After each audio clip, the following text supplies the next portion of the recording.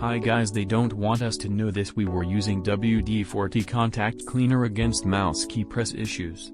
We were removing the oxidation and deformation on the part of the keys. Since it has a mouse cover, we open it immediately and see the keys. Let's be careful for the mouse with a screw under the bottom label. Let's not deform it when opening. When WD-40 and contact cleaner were not available, we searched and found alternative solution. Now we discovered something new. It is a solution in the disinfectant that entered our lives with COVID.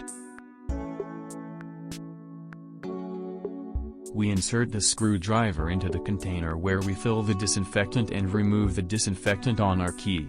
We clean the oxidation by pressing the key with a screwdriver.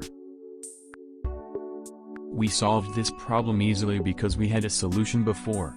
And it clicks very well. Thanks for watching. Please don't forget to like for support, subscribe and share this solution with your friends.